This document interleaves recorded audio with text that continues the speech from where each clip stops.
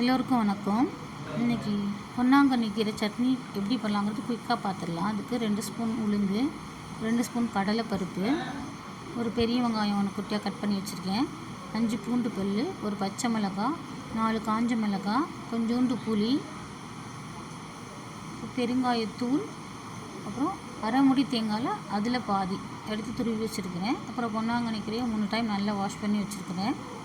பொன்னாங்கண்ணி கீரையில் நிறைய சத்துக்கள் இருக்குது, உடம்புக்கு நல்லது, ரொம்ப குளிர்ச்சி தரக்கூடியது. ஸோ பைல்ஸ் கம்ப்ளைண்ட் உள்ளவங்க, அயன் டிஃபிஷியன்சி உள்ளவங்க இந்த கீரையை எடுத்துக்கலாம். குழந்தைங்களுக்கும் இந்த மாதிரி சட்னி பண்ணி கொடுக்குறதுனால அவங்க குயிக்காக சாப்பிடுவாங்க. இப்போ எண்ணெய் காஞ்சோடனே அதில் 2 ஸ்பூன் எடுத்து வச்சுக்கிற உளுந்தை போட்டுக்கலாம். உளுந்து லைட்டாக வறுப்பட்டோன்னே அது கூட 2 ஸ்பூன் கடலைப்பருப்பையும் சேர்த்துக்கலாம். உளுந்தும் கடலைப்பருப்பும் கொஞ்சம் நல்ல பொன்னிறமாக வறுத்துட்டு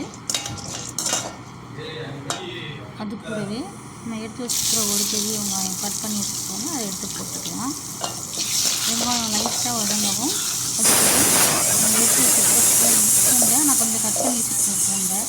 பூண்டை 5 பூண்டு எடுத்து கட் பண்ணி வச்சுக்கிறேன். அந்த பூண்டையும் இப்போ அந்த வெங்காயத்தை கூட நம்ம சேர்த்துக்கலாம்.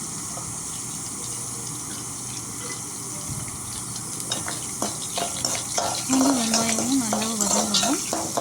அது கொஞ்சம் ஃபாஸ்ட்டாக வதங்கணும். கொஞ்சம் நம்ம கல் உப்பாக சேர்த்துக்கிட்டு குயிக்காக வந்தீங்கன்னா கல்லுப்பு மேக்ஸிமம் சாப்பாட்டுக்கு கல்லுப்பே சேர்த்துவாங்க,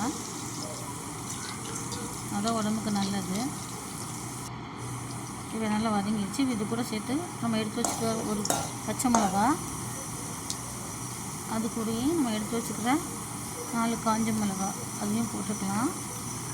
நான் குண்டு மிளகா எடுத்துக்கலாம், 4 போட்டுக்கலாம். காரம் அதிகம் பிடிக்கிறவங்க நம்ம 2 காஞ்ச மிளகாய் எக்ஸ்ட்ரா சேர்த்துக்கலாம். பச்சை மிளகாய் எடுத்துனா கொஞ்சம் ஃப்ளேவர்ஃபுல்லாக இருக்கும். எப்போதுமே பச்சை மிளகாய் சேர்க்கும்போது அதனால தான்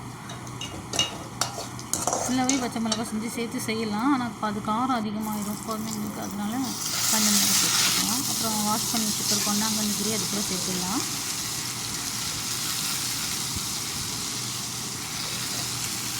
இந்த மாதிரி மார்னிங்லேயே பிள்ளைங்களுக்கு கீரையை சேர்க்கும்போது டைஜஷன் ப்ராப்ளம். மத்தியானம் நம்ம ஸ்கூலுக்கு பண்ணி கொடுத்து விட்டா பிள்ளைங்க சாப்பிடுவாங்களா இல்லைன்னு தெரியல. ஆனால் மார்னிங்கே ஸ்கூல் கிளம்பும்போது இது பண்ணிட்டோம்னா பிள்ளைங்க நம்ம கண்ணு முன்னாடி சாப்பிட்றது நம்மளுக்கும் திருப்தியாக இருக்கும். இப்போது நம்ம எடுத்து வச்சுக்கிற புளியையும் தேங்காயும் அது கூட சேர்த்துடலாம். சேர்த்து எல்லாம் நல்லா வதங்கவும்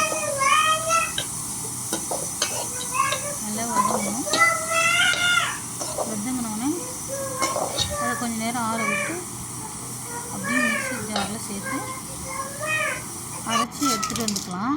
இப்போ அரைச்சி எடுத்துகிட்டு வந்த சட்னிக்கு ஒரு தாளிப்பு கொடுத்துடலாம். கடுகு கொஞ்சமாகவும் உளுந்தம்பருப்பு கொஞ்சம் எக்ஸ்ட்ராவும் தாளிச்சிங்கன்னா நல்ல டேஸ்ட்டாக ஸ்மெல் நல்ல வாசனையாக இருக்கும். அப்புறம் எப்போதுமே சட்னி தாளிக்கும் போது நான் பெருங்காயம் யூஸ் பண்ணுவேன், பெருங்காயத்தூள். அது இன்னும் கொஞ்சம் நல்ல ஸ்மெல் வரும். இப்போ உளுந்து பொரிஞ்சதுக்கப்புறம் கருவேப்பிலை சேர்த்துக்கிறோம். கருவேப்பிலை பொரிஞ்சதுக்கப்புறம் கொஞ்சோண்டு லைட்டாக வாசனைக்காக நல்ல நம்ம பருப்பு வேறு சேர்த்துருக்கோம்ல, இப்போ பெருங்காயம் பூண்டுலாம் சேர்க்கும்போது வாய்வு தொந்தரவு இருக்காது, நமக்கு டேஸ்ட்டாகவும் இருக்கும். சட்னி ரெடி, செம்ம டேஸ்ட்டாக இருக்கும். ஒரு தடவை ட்ரை பண்ணி பாருங்கள். தேங்க்யூ.